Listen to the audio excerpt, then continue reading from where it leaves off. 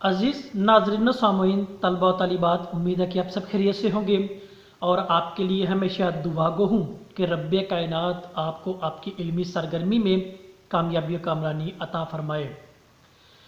हमारा आज का मौजू अफसाना अदीब की इज़्ज़त जो प्रेमचंद का लिखा हुआ, आज इसका तनकीदी जायज़ा देखेंगे और सादा लफ्ज़ों के अंदर इस कलम निगारी का पस मंज़र देखेंगे और जानेंगे कि मुसन्निफ़ ने किस अंदाज में इस तबके में रहते हुए अफराद की अक्कासी की है। इस अफसाने का पस मंज़र देखें तो हमें मरकज़ी एक लिखारी या अदीब का वाक़या मिलता है, उसकी ज़िंदगी, उसका रोज़मर्रा और उसका उस मुआशरे के अंदर जो मुकाम व मर्तबा है या इज़्ज़त व एहतराम है, वो सारी चीज़ें हमें इस अंदाज में मिलती हैं। कमर का किरदार हमें मिलता है जो बतौर लिखारी एक मुआशरे में लिखने का काम सर अंजाम देता है। ये एक बहुत बड़ी खिदमत भी है, एक फरीज़ा भी है जो किसी भी मुआशरे के अंदर रहते हुए अफराद अपनी कलम के ज़रिए लिखते हैं, जिसे लिखारी तबका कहते हैं। तो मुसन्निफ़ ने लिखारी तबके के हालातों वाक़यात और इसके पस मंज़र में उसका दूसरों के हवाले से नज़रिया और दूसरे लोगों का लिखारी तबके के हवाले से नज़रिया क्या है, ये सारी चीज़ें हमें इस अफसाने में मिलती हैं। यानी हमें मरकज़ी इस अफसाने का किरदार जो हज़रत कमर है और उसकी बीवी सकीना है, हम इन दोनों के आज देखेंगे।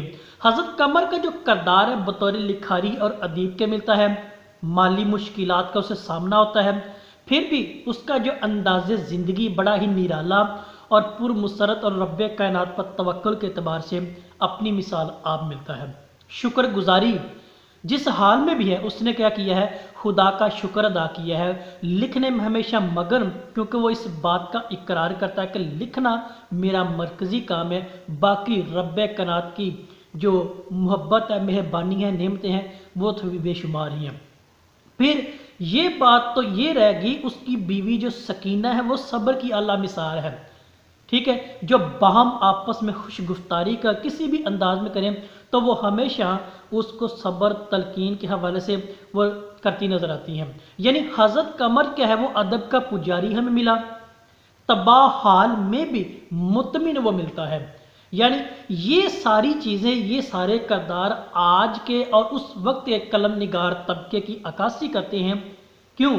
क्योंकि किसी भी मुआशरे का जो हसास तरीन तबका वो लिखारी तबका ही होता है। अब देखें, अब इस अदब के पुजारी का मुतमिन हाल देखें जो मुसन्नफ़ ने अपने कलम के से लिखा।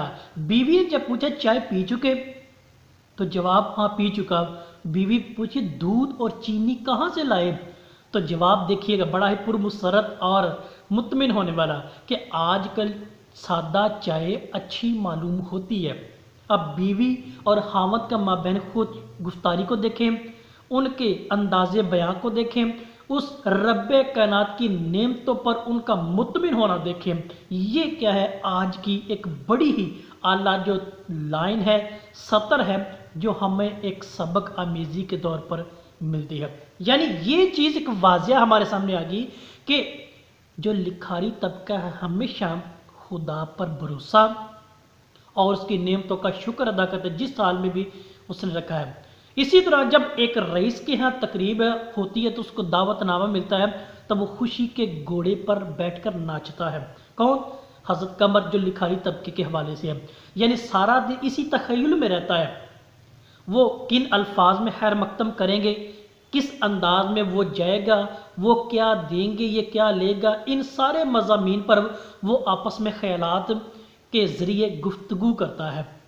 फिर किन किन असहाब से वो मिलेगा, किन किन असहाब से रईस साहब उससे मुतारिफ़ करवाएंगे, इस हवाले से उसने एक नज़म भी लिखी थी जिसको उसने ज़िंदगी को एक लफ्ज़ से बाग से तशबीह दी थी। तो ये सारी कहानी उसके ख़यालात में, उसकी इमेजिनेशन में चलती रहती हैं। फिर वो नहाता है, सर में तेल डालता है, हजामत बनवाता है, शेब मुनज़्ज़म। अब मुश्किल उसकी कपड़ों की आ जाती है, क्योंकि गरीब, गुर्बत एक बड़ा ही एक सवालिया निशान इस तबके के वाले से। बीवी ने न जाने की तजवीज़ भी उसको दी है, लेकिन इसके बावजूद वो जाता है। लेकिन कमर का जवाब क्या है, जिनको खुदा ने दिल और समझ दी है वो लिबास नहीं देखते। तो लिहाजा ये चीज़ हज़रत कमर की एक सोचने वाली है। तो हमें دیکھیں انبیاء کرام کی زندگی میں بھی دیکھیں کپڑوں کو ترجیح نہیں دی گئی ہے. انگریزی میں کہا جائے گا no matter you live a long life or short life, no matter you are rich or poor, but this is a matter you break a trust. تو یہی چیز ہمیں یہاں ملتی ہے کہ اس سے کوئی فرق نہیں پڑتا کہ آپ نے پرانے کپڑے بھی پہنے یا نئے کپڑے پہنے, اس سے بھی کوئی فرق نہیں پڑتا کہ آپ امیر گھرانے سے تعلق رکھتے ہیں یا غریب گھرانے سے تعلق رکھتے ہیں, تو اس سے بھی کوئی نہیں فرق پڑتا کہ آپ لمبی زندگی بسر کرتے ہیں یا کہ مختصر کرتے ہیں, لیکن اس سے فرق پڑتا ہے کہ اگر آپ کسی کے اعتماد کو ٹھیس پہنچاتی ہے. تو حضرت قمر کا یہ جملہ بڑا ہی مطمئن کرنے والا اپنی مثال آپ ہے کہ جس کو خدا نے دل اور سمجھ دی ہے نا وہ لباس نہیں دیکھتے ہیں.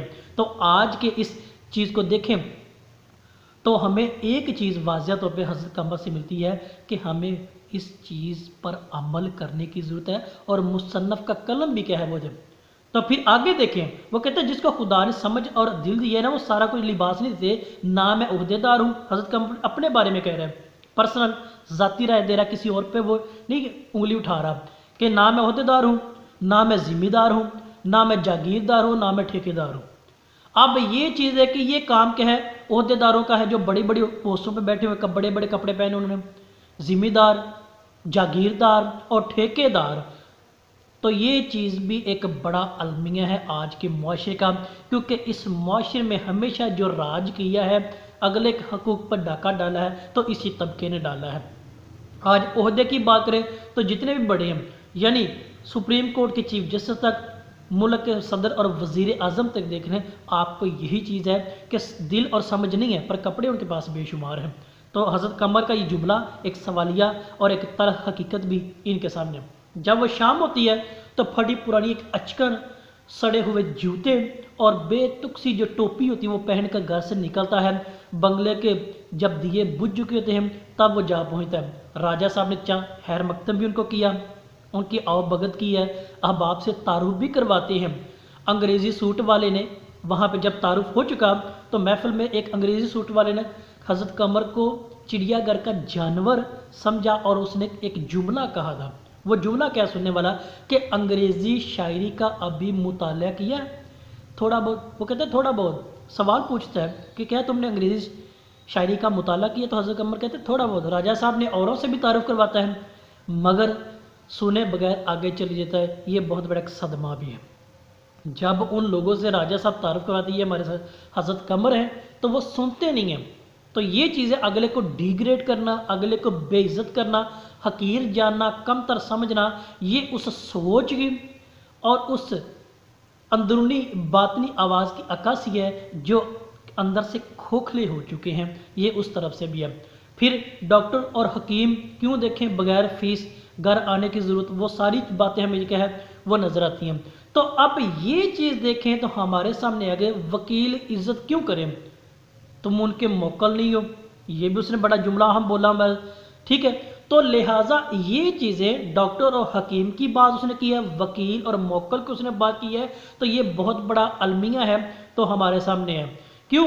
کیونکہ اس نے یہ بات کی کہ ڈاکٹر اور حکیم بغیر فیس کے دیکھتے نہیں ہیں. وکیل کو عزت کیوں دیں؟ کیونکہ وہ موکل نہیں ہوتا, پیسے اس کی وجہ. تو آج کل بھی پیسہ, زر, زن اور زمین یہی چیز ہے. تو جس معاشرے کی عکاسی مصنف پریم چند نے اس میں کی ہے اسی معاشرے کا آپ بھی حصہ ہیں اور میں بھی حصہ ہوں. تو لہٰذا جس معاشرے میں کتابیں فٹ پاتھ پر اور جوتے شیشوں میں سجائے جائیں نا, اس قوم کو کتابوں کی نہیں بلکہ جوتوں کی ضرورت ہے. تو یہ جملہ حضرت قمر کے کردار سے اور مصنف کی اس قلم نگاری سے ہمیں عیاں ہوتا ہے, جو آج پوری دنیا سے جوتے بھی پڑ رہے ہیں اور ایسا ہو بھی رہا ہے. یعنی اب حضرت قمر کیا ہے اپنی جو ادبی خدمت اس کو پوری عبادت سمجھتا ہے.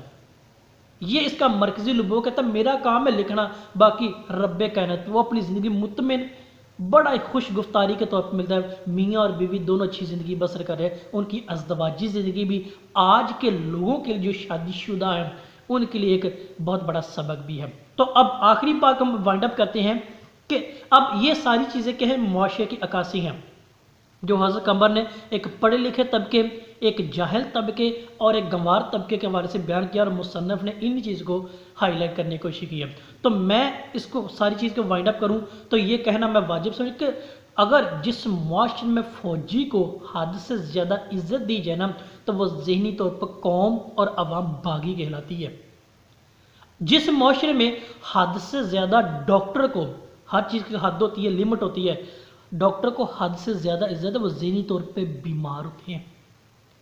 और जो लोग, जो मुआशरा, जो कौम, जो अवाम हद से ज़्यादा सियासतदान को इज्जत देना, तो वो ज़हनी तौर पे गिरफ्त और माजूर वो नज़र आते हैं जिनके इर्द गिर्द सारा कुछ वो घूमता है, वो ज़हनी तौर पे गिरे हुए लोग कहलाते हैं। ठीक है। और जो लोग हद से ज़्यादा जजों को इज्जत देते हैं वो ज़हनी तौर पर जाहिल कहलाते हैं। और जो उस्ताद को इज्जत देना हद से ज़्यादा, वो पढ़ा लिखा तबका कहलाता है। तो ये सारे 4-5 जो अनासर इस पूरे अफसाने की अक्कासी करते हैं जो मुसन्नफ़ ने बयां किया हज़रत कमर और उसके बीवी के किरदार से। एक सबक अज़दवाजी ज़िंदगी के हवाले से बता दिए, मियाँ बीवी दोनों के माबैन मुश्किल ज़रूर है, परेशानी ज़रूर है, माली हालात कमज़ोर है, लेकिन इसके बावजूद रब्बे कायनात पे तवक्कुल उनका।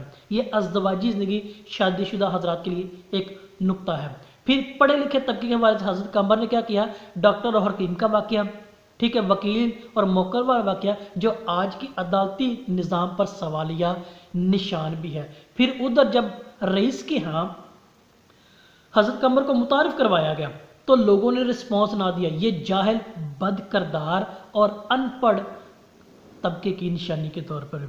तो मौजूद तलबा, ये था हमारा आज का मुख्तसर तौर पर मौजू जो अफसाना अदीब की प्रेमचंद की कलम के ज़रिए हमें यहाँ तक मिलता है। अंदाज़े बयां बिल्कुल सादा और मुनफरद है। आपका कोई सवाल है तो सवाल कीजिएगा।